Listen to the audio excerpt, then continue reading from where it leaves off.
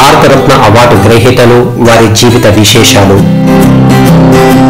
Bharat Ratna Gulzarilal Nanda 4 July 1898న బులాకి Ram Nanda, Eswari Devi Nanda దంపతులకు అవిభాజిత భారతదేశంలో పంజాబ్ రాష్ట్రంలోని సియాకోట్లో జన్మించారు. లాహోర్, అమృత్సర్, ఆగ్రాలలో చదివి అలహాబాద్ యూనివర్సిటీ నుంచి కార్మిక సమస్యలపై అధ్యయనం చేసి డిగ్రీ తీసుకున్నారు. 1921లో బాంబే యూనివర్సిటీ ఆధ్వర్యంలోని నేషనల్ కాలేజీలో ఆచార్యుడిగా చేరారు. అయితే మహాత్మా గాంధీ ప్రేరణతో ఉద్యోగం వదిలి స్వతంత్ర పోరాటంలో పాల్గొన్నారు. గాంధీజీ సిద్ధాంతాలను అనుసరించి సహాయ నిరాకరణ ఉద్యమంలో తన వంతు పాత్ర పోషించారు. 1922లో అలహాబాద్ టెక్స్టైల్ లేబర్ అసోసియేషన్ సెక్రటరీగా ఎన్నికయ్యి 1946 వరకు ఆ పదవిలో కొనసాగారు. సత్యాగ్రహం ఉద్యమంలో పాల్గొని మొదటిసారిగా అరెస్ట్ అయ్యి 1932లో జైలు జీవితం గడిపారు. తరువాత 1942లో అరెస్ట్ అయ్యి 1944 వరకు జైలు శిక్షను అనుభవించారు.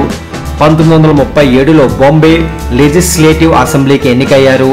అదే సంవత్సరం పార్లమెంటరీ లేబర్ ఎక్సైజ్ కమిటీ సెక్రటరీగా ఎన్నికయ్యి 1939 వరకు పనిచేశారు. బొంబాయి ప్రభుత్వంలో లేబర్ మినిస్టర్గా చేరి ఎంతో సేవ చేశారు. ముఖ్యంగా లేబర్ డిస్ప్యూట్ బిల్లు అమలు కోసం పోరాటం చేశారు. బాంబే హౌసింగ్ బోర్డ్ చైర్మన్ గా, కస్తూరిబా మెమోరియల్ ట్రస్టీకి ట్రస్టీగా, ఇండియన్ లేబర్ వెల్ఫేర్ ఆర్గనైజేషన్ కి సెక్రటరీగా ఎంతో నిబద్ధతతో పనిచేశారు. ఇండియన్ నేషనల్ ట్రేడ్ యూనియన్ కాంగ్రెస్ ఏర్పాటుకు కృషి చేశారు. స్విట్జర్లాండ్ దేశంలో జెనీవా నగరంలో జరిగిన ఇంటర్నేషనల్ లేబర్ కాన్ఫరెన్స్ కి భారత ప్రతినిధిగా గుల్జారీలాల్ నందా హాజరయ్యారు. ఫ్రాన్స్, బెల్జియం, స్వీడన్, ఇంగ్లాండ్ వంటి దేశాలలో పర్యటించి భారతదేశ వాణిని వినిపించారు. స్వతంత్రానంతరం 1950లో భారత ప్లానింగ్ కమిషన్ కి వైస్ చైర్మన్ గా పనిచేశారు. 1951లో కేంద్ర ప్రభుత్వంలో మంత్రిగా చేరి ప్లానింగ్ మినిస్టర్ గా బాధ్యతలు చేపట్టారు.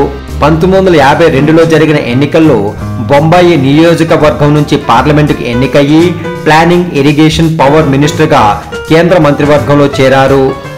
1957 ఎన్నికల్లో విజయం సాధించి లేబర్, ఎంప్లాయ్మెంట్, ప్లానింగ్ శాఖల మంత్రిగా ప్రమాణ స్వీకారం చేశారు.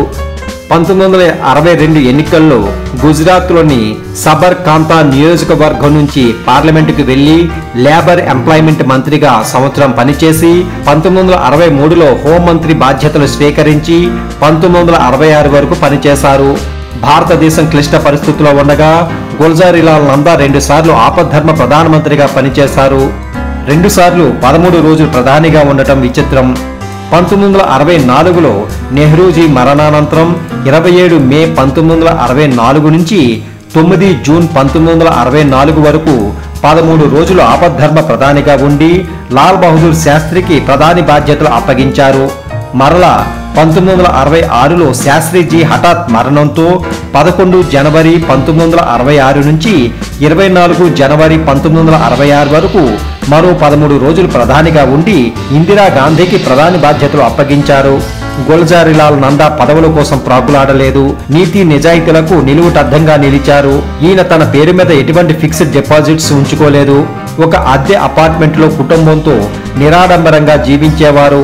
ఈయన స్థితి చూసిన ఒక స్నేహితుడు బలవంతంగా స్వతంత్ర సమరయోధుల పింఛన్ దరఖాస్తు మీద సంతకం చేయించడంతో నెలకు 500 రూపాయలు వచ్చేవి. దేశానికి నిస్వార్థంగా గుల్జారీలాల్ నందా చేసిన సేవలకు గుర్తింపుగా భారత అత్యున్నత పౌర పురస్కారం భారతరత్నను 1997లో ఈయనకి ఇచ్చి గౌరవించింది. 99 సంవత్సరాల వయసులో 1998 జనవరి 15న న్యూఢిల్లీలో మరణించారు.